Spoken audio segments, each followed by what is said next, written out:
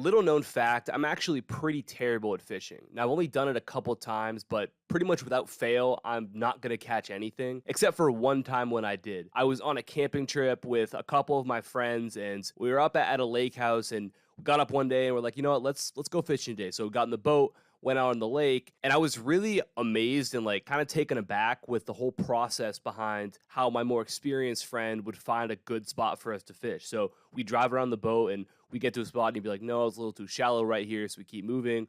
We get to a new spot. He'd be like, no, it's a little too sunny right here. So we go to a new spot, and then he'd be like, no, there's too many people here, or there was just a boat here. So we got to go somewhere else. So there were all these different things that went into it. And I tried my best to copy everything that he was doing. So every little strategy, every little tactic that I could see him using, I tried my best to emulate that. And honestly, I felt like I did a pretty good job to copy almost exactly what he was doing that day when we were on the boat right there. And even though I felt like I was doing pretty well, I only caught one fish that day. And when you think about what the fish looked like, just imagine the smallest fish that you could possibly catch, and that's the one that I caught right there. But on the other hand, my more experienced friend caught a ton of fish that day, including some that were like respectable sized. So for me, I was sitting there like, why is it that I'm doing the same things that he's doing, and yet I'm not getting good results, and he's just doing what I feel like I'm doing, and yet he's getting these great results? And honestly, it wasn't until like a couple of days ago that I really started to piece together exactly why that was and how it actually applies to a lot more than just this. The difference is tactics versus principles. I was using tactics, so cast the line into that spot, use this technique, make sure you move your line like this. Any sort of tactic that I could see him using, I was trying to emulate that. But my friend wasn't motivated by tactics. He was motivated by principles. So he understood the principles behind catching fish. And so any tactic or strategy that he may have used was only motivated by the fact that he understood the underlying principles behind it. Following tactics versus following principles leads to wildly different outcomes and very, very different levels of success, as I experienced firsthand that day. And so I want to talk about how this experience actually relates to you as a basketball player when it comes to being great and developing a high basketball IQ and just results on the court. The age that we live in when it comes to social media and honestly basketball training in general is almost 100% tactic driven. So you've obviously seen the videos out there where it's like, try this move to destroy your defender, or use this one-on-one move to win your next matchup. Try this shot fix to start making more threes, whatever. All these little tactics that are pushed, that are out there, and that's the majority of what players have access to. That's the majority of content that you probably see when you're looking at basketball training stuff. So here's the thing. These types of videos and these tactic-driven things aren't necessarily a bad thing, right? We need tactics. We need to understand tactics, and usually that's where we start. We start with, hey, how do I get better at dribbling? How do I get better at shooting? How do I make more layups? How do I understand the game more? Like we ask these tactic-based questions, which is where we start. But the problem is that rarely when we talk about basketball training, social media, does it get any deeper than that. We never really learn the principles. So that's why a lot of players struggle to really see results and to see consistent results. A lot of players out there are like me when I went fishing, trying to copy all these tactics and tricks that I saw, but having no idea of the actual principles behind those things that are actually going to make you successful. So they don't see the results that they want to get, and it's because they don't actually understand the why behind anything that they're doing. So you're always going to be limited, and you're probably going to struggle to actually see true success. And that's why social media and basketball training social media has such a negative effect on a lot of players. It's because we're so surface level, we're so tactic driven. So the goal is that we become principle driven instead of tactic driven. The best players understand the underlying principles behind how to be successful on the court. So today we're going to talk about 3 principles that every high IQ player understands, and understanding these 3 things completely reshapes how you actually approach the game, how you play the game, and ultimately the results that you're going to see. A lot of times we ask these tactic-based questions, these very simple service level questions, because we don't understand the principles. But when we get those principles, we have the tools to be able to answer these questions, be sufficient to succeed in a lot of different situations, and ultimately find that level of success that we work for. So let's talk about these 3 principles that every high IQ player understands. Number 1 is creating advantages. So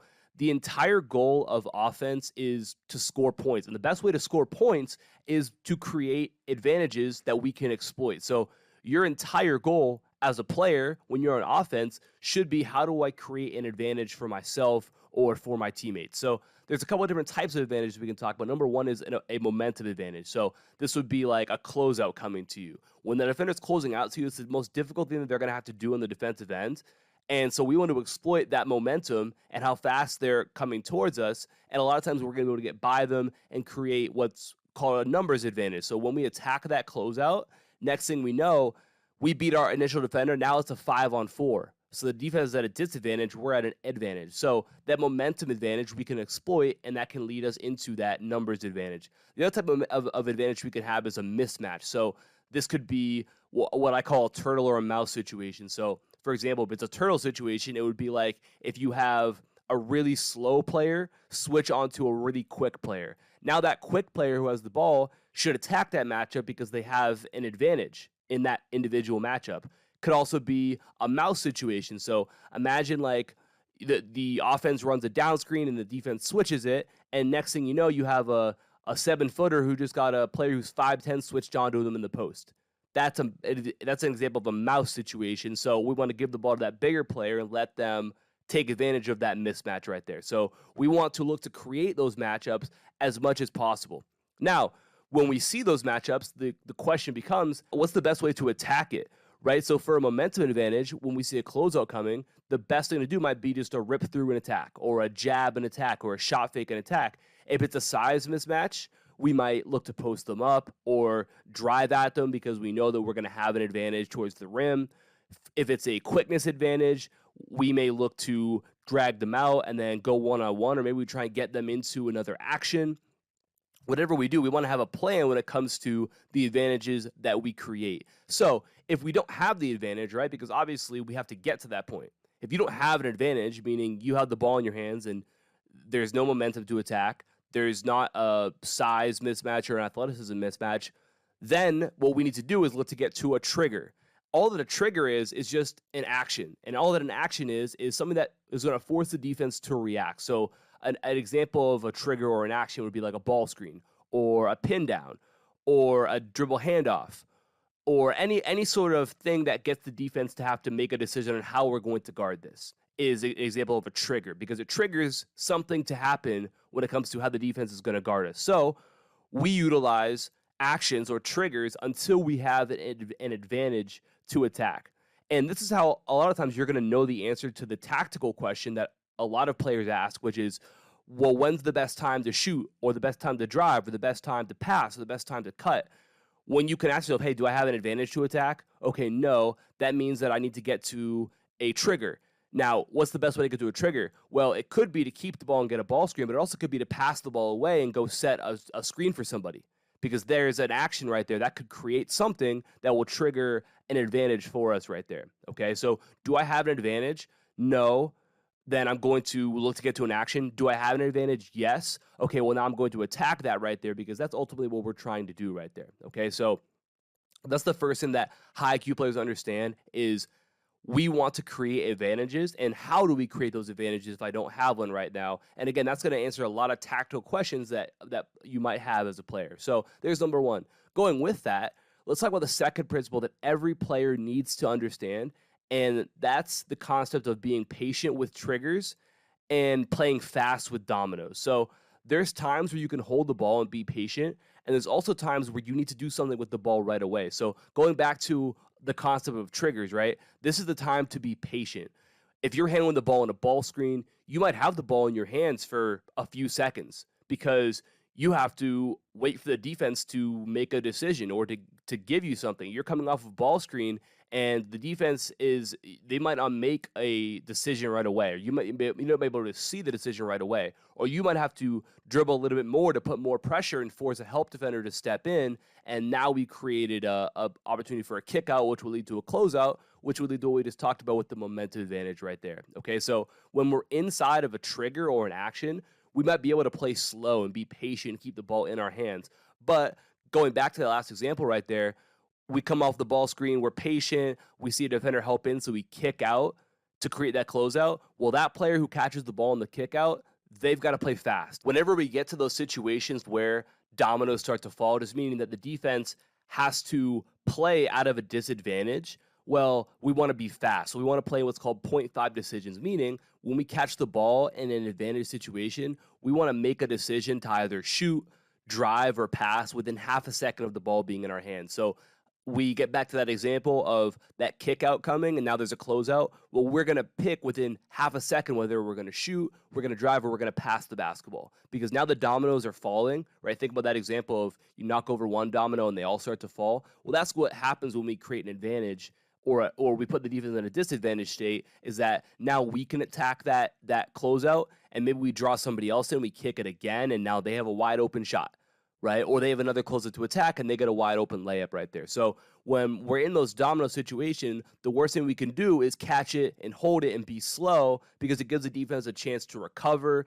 and get rid of that numbers advantage or the momentum advantage. And next thing we know, we've killed the advantage, which, like we talked about, that's all we're trying to do on offense, okay? So understanding that when we're in triggers, like a ball screen, we can be patient, we can be slow, but when we come out of that and we're playing in dominoes, we want to be quick. We want to play in these 0.5 decisions and be very quick with the things that we're doing right there. Okay, so whenever you're receiving the ball coming out of an action, you want to think about playing in 0.5 decisions. So do I drive, do I shoot, or do I pass the ball? And I've got to be able to do that within half a second of catching it. And when you play that way, you're going to be able to create much more, and the game is going to be simplified for you, and you're going to put a lot more pressure on the defense, which ultimately we'll want to do.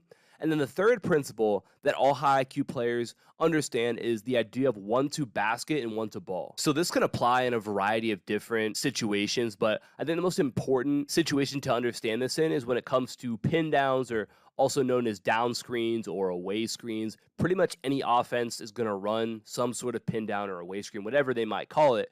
But it's really important to understand this concept of 1-2 basket, 1-2 perimeter, or some call it 1-2 basket, 1-2 ball. But essentially, one is going in, one is going out. What I mean by this is that when you come off of a pin down, you basically have two options, right? If you are having a pin down set for you, you're either going to go to the rim, which is going to come from a tight curl. So you tight curl around that screen being set for you and go to the rim, or your defender overplays it and you backdoor it. So those are your two ways that you would get to the rim. If that happens, we have 1 to the rim, meaning the person who set that screen is going to pop out to the perimeter. Now we have 1 to basket, 1 to perimeter, and it's really hard for the defense to always take away both of those locations, right? They're going to guard, they see tight curl going to the basket, they have to worry about that and worry about the perimeter. So now that might create an open shot for that person who's on the perimeter, or it could create a momentum advantage because there could be a closeout that happens, and now, again, we're in that advantage situation into dominoes, which is what we talked about wanting to do on offense. And so there's the first option, going to the rim. So your defender is chasing you over the screen, you tight curl it, or they overplay it, backdoor it, 1 to basket, screener pops out, now we have 1 to the perimeter. And now we're balanced. The defense has to take away two things, which is hard to do. The second option coming off of a screen is to go to the perimeter. So to flare or fade, whatever you might call it, depending on the offense that you're in. When that happens, the person who sets the screen is not going to be one who dives to the basket. Now we have 1 to perimeter, and we have 1 going to the basket right there. So again, the defense has to worry about taking away both of those locations. Very, very difficult to do right there. And as simple as this sounds, it's hard for defenses to guard this, especially if it's a defense that isn't great when it comes to discipline or communication. You're going to find that you're going to be open a lot of times over here. If you're setting a screen and your teammate goes out to the perimeter, by you just diving to the basket, a lot of times defenses will fall asleep. You're going to be open. And likewise, if you set that screen and your teammate goes to the basket off a tight curl or a backdoor, you just popping out to the perimeter, a lot of times it's going to put you into either a situation for an open shot or a situation for a closeout to attack, and now we have the momentum advantage that we talked about earlier right there. We can also get to the same concept of 1-2 basket, 1 to perimeter when we talk about a 45 cut. All that a 45 cut is a weak side action. So the most simple example of this is when the ball gets entered into the low post, the weak side, which is just the opposite side of the ball, that wing player is going to do what's called a 45 cut to the basket, which just means a straight line cut to the basket from the wing. And the player who's in that weak side corner is going to lift up to the wing along the three-point line.